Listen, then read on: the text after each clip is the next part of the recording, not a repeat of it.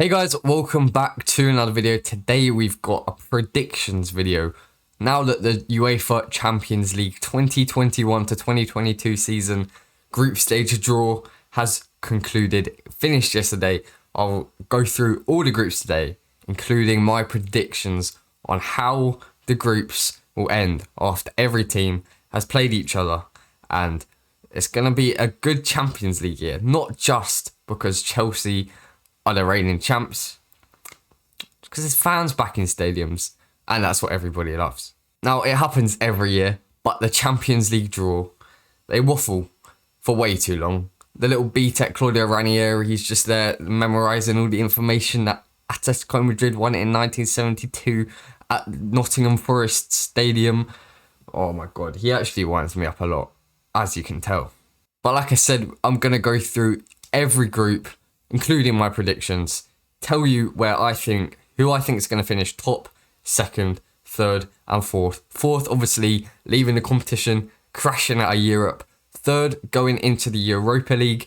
And first and second, going through into the round of 16. If you like these sort of prediction videos, be sure to like and subscribe, just so I know that you guys enjoy it. And lastly, I'm going to be telling you my predictions, but I'd like to hear your predictions in the comments down below. Anybody that manages to get anybody right, I'll shout you out. Anyway, without further ado, let's get into my predictions. So starting off, obviously, with Group A. The first name out of the hat, it had to be Manchester City. They got drawn with Leo Messi's new team, PSG, along with RB Leipzig and Club Brugge. Obviously, Club Brugge from Belgium. Did they win the league? Was it Genk, EK Brugge's new team? I think Bruges probably won it. Leipzig, what a team. They've obviously lost their manager and Upamecano. They've lost team over them. They lost a lot of players over the years. But it never stops them challenging for the top place in the Bundesliga. However, I think they might have a more difficult season this season now that they have lost Julian Nagelsmann. They've got a new coach. Obviously not a bad team though. And they are pretty fond of a good Champions League fixture as well. And then obviously PSG signed Messi. I don't need to go through all the teams. Even if they do, all the players, even if they do end up selling Kylian Mbappe to Real Madrid this transfer window with 4 days left, is it going to happen? Apparently he's in Madrid today, but I'm not sure about that one, boss. They're obviously going to be one of the favourites to win the entire competition with their transfer window. And if they do sell Mbappe, that means they'll still have a lot of money to maybe go out, sign Paul Pogba, Eduardo Camavinga, and a left back, which they finally signed a good right back. But what is it? Why don't they want good fullbacks? They've gone with Bernat and Dani Alves in the last 10 years. They've never signed a good fullback other than now Achraf Hakimi, stolen him off Chelsea. And then obviously there's Manchester City, the team that got in the final, but bottled it. Mainly because of Chelsea and, you know, I don't need to say anything more. However, this is going to be an exciting group. I can't wait to see PSG play Manchester City, especially if the rumours are true that Cristiano Ronaldo is on the verge of signing for Man City. Messi versus Ronaldo, again, but for brand new teams, never thought would it happen. No one would have ever thought it happened. Man City, PSG, Ronaldo, Messi, Jesus. However, I do think PSG will top this group, regardless if City do end up signing Cristiano Ronaldo. I think PSG, their team is stupid. Then I think second will be Man City, RB Leipzig in third, and I'm sorry, Club Brugge, you've lost, mate. Now, going on to Group B. There is no proper group of death this year. But if there is one, this is it. Atletico Madrid, Spanish champions. Liverpool, didn't win a trophy last season in England, but now they've got Van Dijk back. They've got pretty much the same squad that won the Champions League, won the Premier League, got to the Champions League final the year before that. So they're definitely going to have a resurgence this season. Porto, who beat Juventus in the round of 16 last year, got into the quarterfinals, beaten by Chelsea though, but definitely gave us a tough fixture. I'm not going to lie, that was probably more difficult to beat Porto than Atletico Madrid or even Real Madrid. And then lastly, AC Milan. How on earth did they end up being in pot 4? Who knows? I guess because they finished third in Serie A maybe? I don't know. but they've got a very good team. Ibrahimovic, now Giroud as well up there. They have lost Çalhanoğlu, but they've got Fikayo Tomori. They're going to win stuff with Fikayo Tomori. Have lost Gianluigi Donnarumma as well, but I think, obviously, this group is a tough one to call. Every team are kind of on the same level, if not very similar level. But I'm gonna have to go with Liverpool to top the group. I want to go AC Milan second, just because I do love Fikayo Tomori, but I don't think it will happen now that they've lost Çalhanoğlu, Donnarumma, two of their best players. So I'll go Liverpool, Atletico, AC Milan, then Porto. Group C. Now, from first looks, this group doesn't seem like extraordinary. It doesn't look spectacular or magnificent or any other superlative. But if you look at them deep down, they're all pretty much exactly the same level. Maybe Dortmund probably shine through with the likes of Erling Haaland, Jude Bellingham. They've got a lot of talent. But you have Sporting. Ever since they sold Bruno Fernandes, they won the Portuguese league. I can't think what it's called. But they won the Portuguese league. Now that's considered a top 5 team, better than the Ligue 1. Somehow. So Sporting are definitely going to be... Oh, I can't think of the phrase. A force to be reckoned with.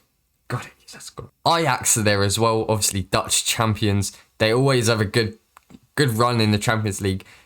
Namely, Hakim Ziyech against Real Madrid. That was a good year.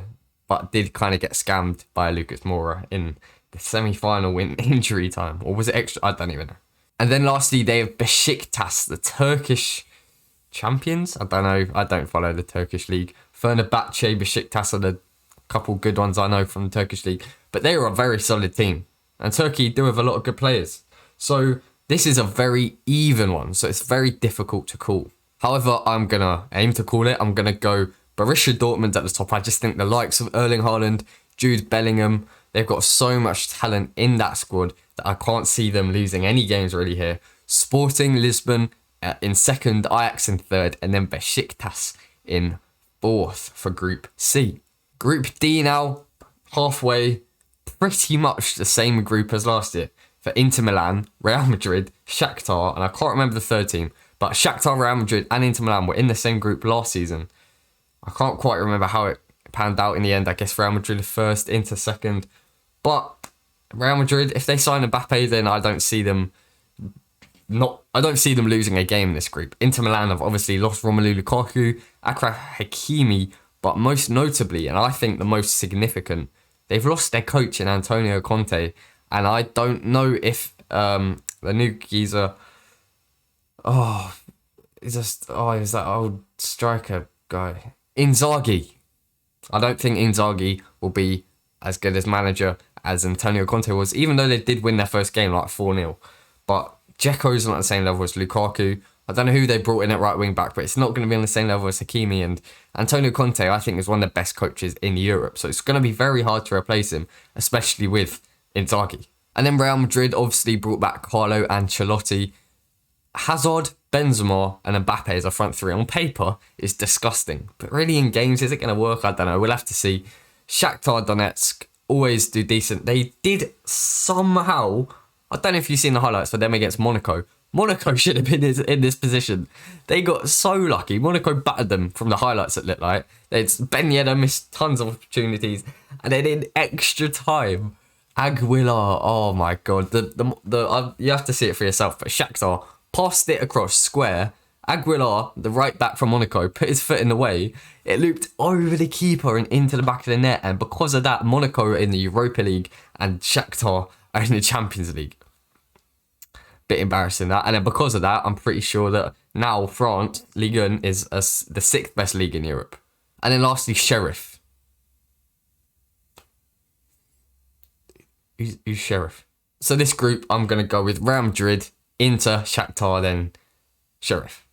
Group E. Bayern Munich, Barcelona, Benfica, and Dynamo Kiev. Barcelona versus Bayern are the two big heavyweights, the blockbuster fixture. Barcelona are going to be remembering, having PTSD over that 8-2 defeat. That is embarrassing. And I can't wait to see it happen again. Obviously, it's mental to say it's their first Champions League campaign for a very, very long time without Leo Messi. And I have no clue how it's going to pan out for them this season in any competition. Without Messi, you're kind of screwed. So I don't think I'm going to put too much effort into this one. Barcelona probably scam it because they have decent players. Not great players, decent. Then Benfica, then Dinamo Kiev.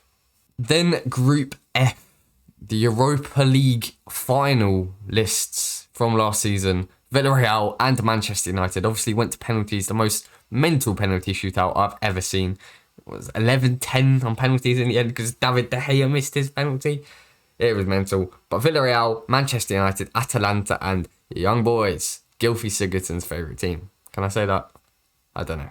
Manchester United have obviously made improvements, bringing in Rafa Varane and Jadon Sancho. They haven't brought in a midfielder as of yet, so who knows if it's really going to help them this season. Atalanta, known for their very attacking football, but concede a lot. And now losing Christian Romero, I could see them conceding even more goals than before. Villarreal, obviously a very decent team, took Chelsea to penalties in the Super Cup final. But when you have Unai Emery as your manager, I just can't take you seriously. And then Young Boys, Swiss team, don't know too much about them. Let's go with Manchester United, Atalanta, Villarreal, who'll go into Europa League and then probably win it, and then Young Boys in fourth. Now for the penultimate group, Group G. This one, I'd say probably, sorry, please don't attack me, probably the weakest group. Lille obviously won Liga, and that's why they were in Pot A, but they have lost Soumare, they've lost a good lot of players. I don't know. I know they're not doing too well in the first couple of games in Ligue 1, so I don't know if they're going to do brilliantly this season in the Champions League either, having to balance Ligue 1 with the Champions League. Sevilla, obviously, actually, I heard that they're in the second best shape in Santander, or their best shape to challenge Atletico Madrid for the title. Real Madrid, Barcelona at the picture at the moment. Eric Lamela got like 3 goals in 1.5 games for them. Mental. Julian Lopetegui, good manager, I rate him, and I think they could go far, Sevilla. Then obviously RB Salzburg, the feeder club to RB Leipzig. They have a good lot of young talent, and we may see the likes of Adeyemi. I know Patson Daka doesn't play for them anymore, but not Patson Daka, turning into like the next Erling Haaland sort of thing. He really broke through in the Champions League, and it will be interesting to see Salzburg in the Champions League once again. And then Wolfsburg, I think my favourite name of a club, other than Chelsea, Wolfsburg. I just really like that name. So for this group, I'm going to go Sevilla at the top. Secondly, I'm going to go Wolfsburg, just because they have that striker. Why have I forgotten his name? The Dutch one that's like 6'27". I'm going to have to look up his name. Why have I forgotten it? Wout Weghorst, the giant himself. I think that they're going to do well. So Sevilla, Wolfsburg, then Lille, then Salzburg in last. And now we move on to Chelsea's group. The final group, Group H, Chelsea, the champions of Europe. Oh, it does sound good, doesn't it? Juventus, Cristiano Ronaldo's Juventus, even though apparently he left training today, so to say goodbye to his teammates. So I'll take that. The second best team in our group, Juventus, losing their best player for £20 million. Mental. And then I feel a little bit bad for these teams. I don't want to sound too arrogant or cocky, but Zenit St. Petersburg and Swedish side Malmo. Not the strongest of two teams, personally. Now, I've seen the potential replacements for Juventus if they do sell Ronaldo, and I can't lie, it does not worry me one bit. I saw a couple of options. This is just like an article. Luka Jovic. Let me try and find the other ones. God, Jesus, I nearly broke my face. What? I think another one was Moise Kean, and I can't even remember the last one, but that alone shows you that I'm not too worried about them replacing Cristiano Ronaldo with a world-class talent. I think it was Mauro Icardi. Icardi, that was it. So let's go through the final group, obviously. Chelsea in first place, Juventus in second place, and then between Zenit and Malmo, Maybe I'll go Zenit, then Malmo. So in this order. Anyway, like I said at the start of the video, be sure to comment your predictions down below. I'll be very excited. I'll read every single one. Comment. I'll reply to every single one. And yeah, just get involved, man. Just get involved. I hope you enjoyed the video. Like it if you did enjoy it. Subscribe if you're new around here to get new notifications every time I upload. Also doing Chelsea news in a community page. So if you subscribe and turn on notifications, you'll basically get the latest news as I upload it onto the community page. Why not? It's free. But all that being said, thank you very much for watching and goodbye.